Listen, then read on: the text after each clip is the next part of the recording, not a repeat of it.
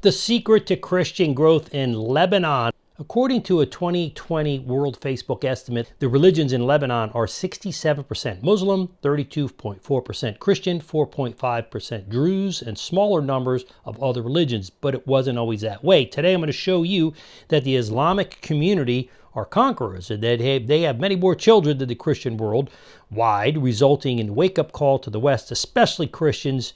That's a wake-up call. Let's jump right in.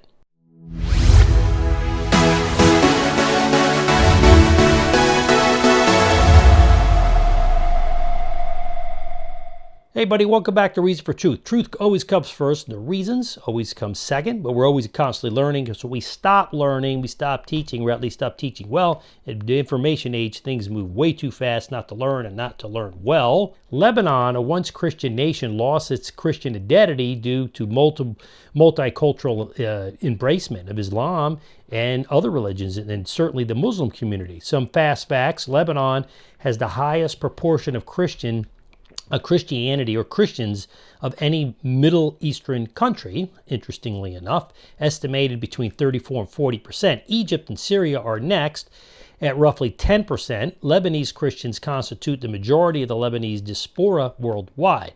A Turkish believer sent me a video about a lady in Lebanon, a country that once embraced multiculturalism and openness to all religions. She was pretty candid about what happened in Lebanon.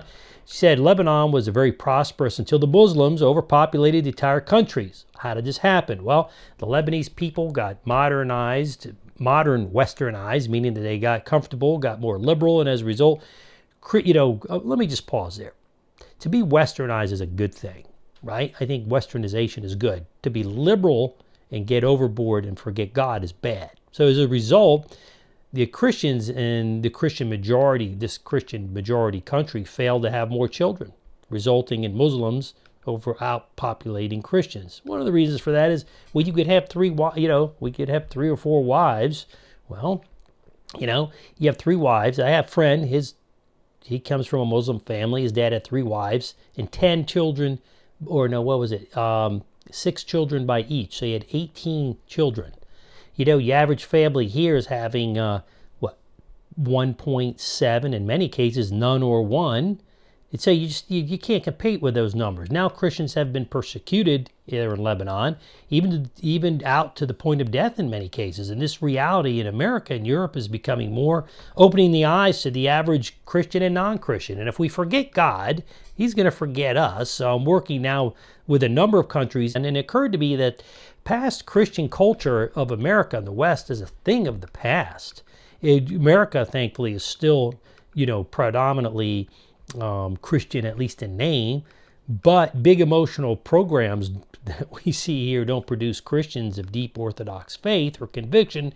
That's done through discipleship, good parenting, through serious Bible literacy, and healthy churches, most of all through biblical, serious, and literate training of believers. My mission is to equip educationally, encourage the church, relationally, through discipleship. As for the biblically and socially moderate person or church, they're going to be used to mop up the shoes of those who destroy them and the nation and the people, the true Christians. With a sober heart, I'd say that this is the world we live in. The good news is that God is on our side. He's going to provide the remnant, and I think some protection, and certainly not always with the consequences of living in a sinful nation, but we're going to expect some trials coming up here and some refining the church, and that's what separates the serious Orthodox-based Christian, authentic believer in Jesus Christ from the soft cultural Christian. Once the church, the body, of Christ wakes up, we once again will multiply, not only in having babies, but in Christians, and experience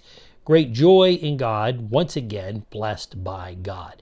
And that's all I'll say for that. This is just be a short little encouragement to say what we need to do is start focusing on the family. There's a ministry by that name, but it's true. If we don't want to have any kids and just enjoy life because we have more money and more time and more freedom, that's a Western sinful way of thinking, right? Someone had us. We were born. What happens if someone said, hey, I want to go enjoy my nice things? We do that now because we can. We live in a day of great affluency, really all over the world, mainly United States, but all over the world, it's easy to live. There's all kinds of luxuries and all kinds of fun things to do.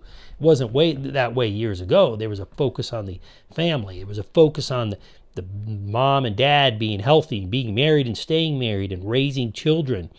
And that's a big deal. We got to get back to that because that's the way God created us. He didn't create us to just get enveloped by, being entertained and through pleasures and that type of thing.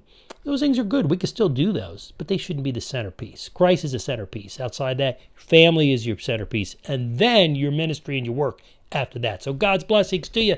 Thanks for tuning in. Make sure you take to heart. Listen to this a couple times. Make sure you share it with others and give us a like. Then boom, hit the Gancio Sinistro. Hit the subscribe button. Hit that little bell down there. If you don't hit it so hard, bam, Gancio Sinistro. That bell just made me ring, but usually you got to click on it. That's the alert bell. So subscribe, alert. God's blessings to you. Thanks. Keep the Spirit of God strong in your heart. Keep in the Word. I'm your host, Stevie Garofalo. This is your reason for truth for today.